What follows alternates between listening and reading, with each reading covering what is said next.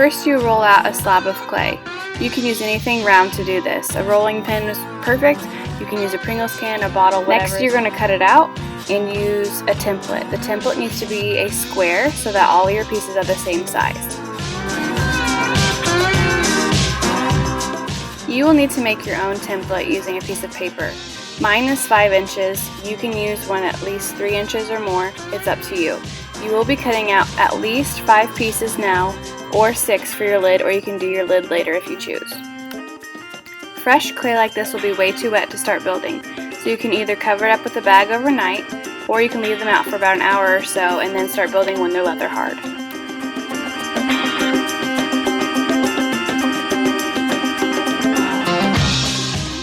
I kept my clay slabs out for about an hour, and now I'm going to start building because they keep their shape.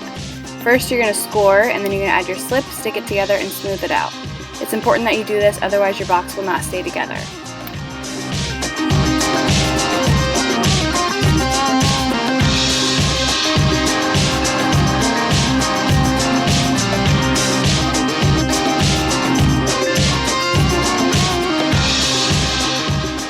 When you have your pieces lined up, you're going to make a coil and attach it in between. You're going to be kind of welding it and making a seam in between the two pieces. The goal is for the seam to be completely smooth and not have any rough edges or holes. You will be adding a coil to both the inside and outside of seams so that way it is strong. If you have an area where you see a seam, it needs a coil.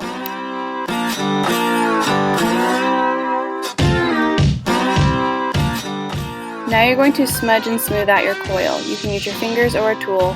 Something that has a flat, straight edge is also nice to smooth them out.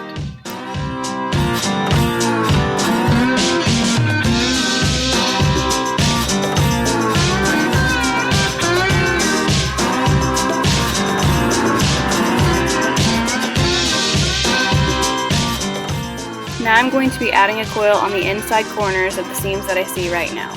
It's easier to do it now rather than later when the box has all 4 sides.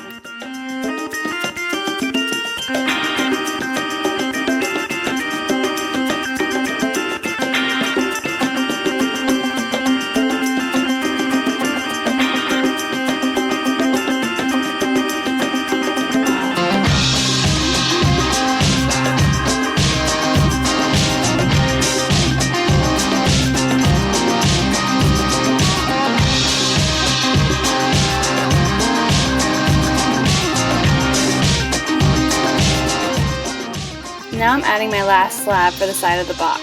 It's a little bit short, so I add a little bit of a thicker coil to make up for it.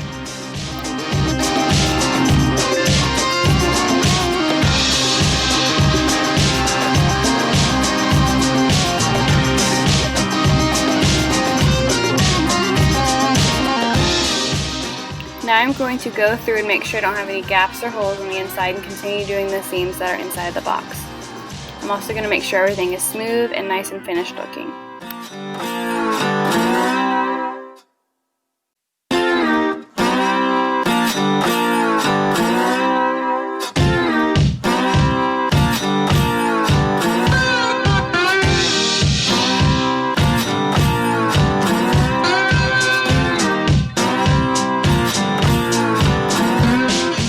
You want to make sure that everything is nice and neat and you have nice, crisp, clean walls and corners.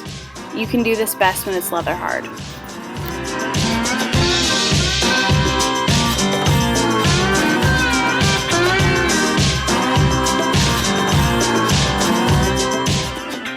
Next, I'm going to smooth out the lip to make sure it's nice and flat and even before I start working on the lid.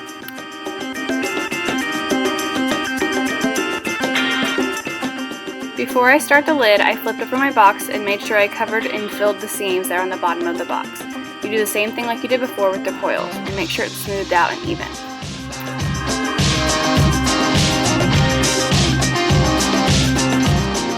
For my lid, I rolled out a slab first, then I flipped my box over, and now I'm tracing out a square to be the lid. Then I took the lid slab and set it aside so it can dry. While I'm letting the lid dry, I work on the feet. I use little spheres and then smash them down for feet. You can use whatever shape you want. Just make sure you attach them really well and that they're evenly placed and even size so that the box sits evenly.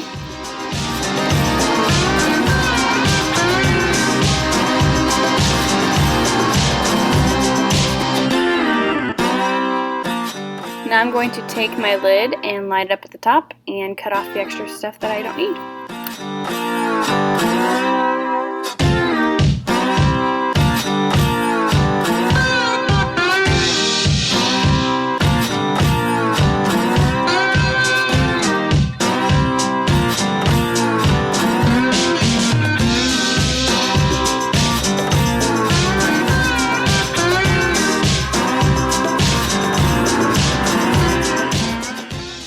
One important thing that you need to do with your lid is to add a notch on the underneath side of the lid so it doesn't slide around. Just make sure it's not where the lid's actually going to sit on the box, but just inside of that.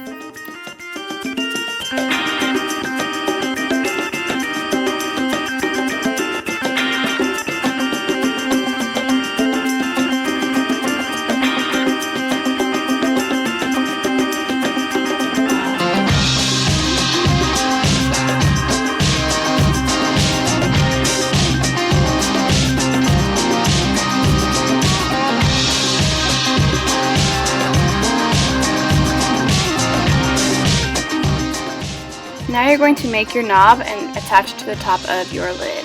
Make sure that your knob is hollow or that you poke a hole in it and it goes all the way through so that it does not become a big fat air bubble. Later I will show you a photo of the underside of my lid. You'll see that there's a hole that goes all the way through to the knob so that air can escape.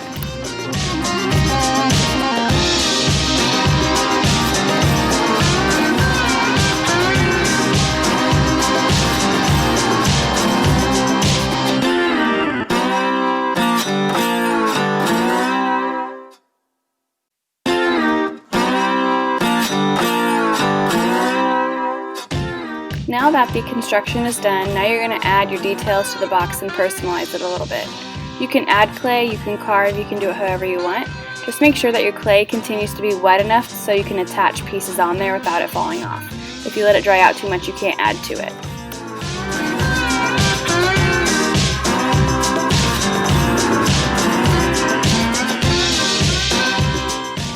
Make sure you are adding details on all sides of the box and the lid. It can be the same all the way around or different on each side.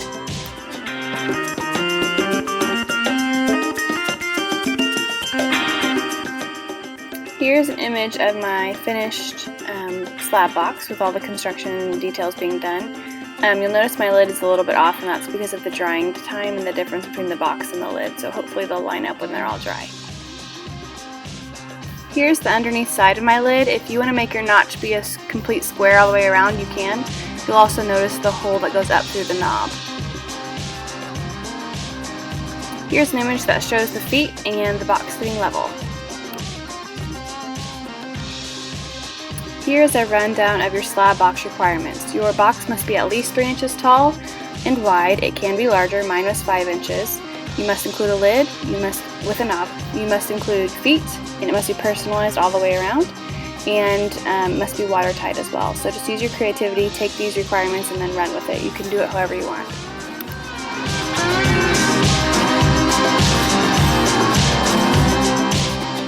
You will be graded on the function of your slab box. So take a look at these, think about if it's level, does the knob fit nicely, does the lid fit, does it slide off, is it watertight? Did you take your time on everything? Does it look neat or is it sloppy? So think about all of these things before you turn it in to be fired.